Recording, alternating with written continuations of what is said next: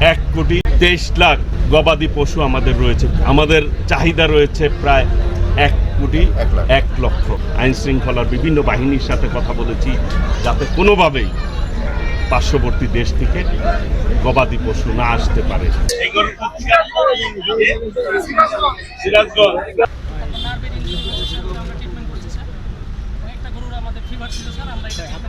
বিক্রেতাদের এবং ক্রেতাদের সুবিধার্থে যাতে কোনো ধরনের অসুবিধা না হয়, আমরা সশরীরে আমাদের প্রাণী সম্পদ মন্ত্রণালয়ের পক্ষ থেকে আমাদের অধিদপ্তরের ডিজি এখানে উপস্থিত রয়েছেন, কর্মকর্তাবৃন্দ উপস্থিত রয়েছেন।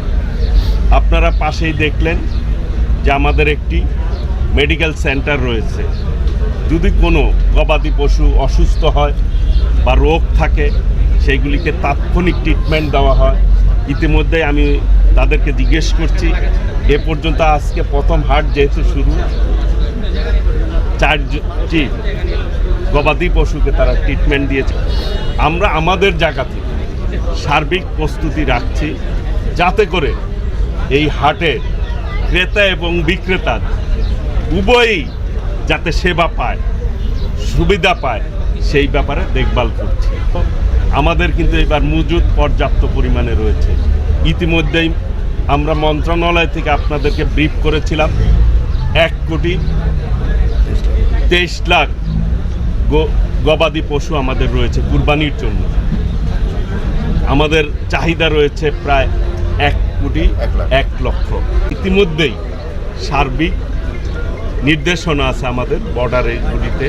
বিডিআরের সাথে আমরা কথা বলেছি, আইন শৃঙ্খলার বিভিন্ন বাহিনীর সাথে কথা বলেছি যাতে কোনোভাবেই পার্শ্ববর্তী দেশ থেকে গবাদি পশু না আসতে পারে। কারণ আমরাই স্বাবলম্বী হতে চাই, যেটি আমাদের মাননীয় প্রধানমন্ত্রী সবসময় বলে থাকেন, গর্ব কাজ গর্ব দেশ, সবার আগে বাংলাদেশ।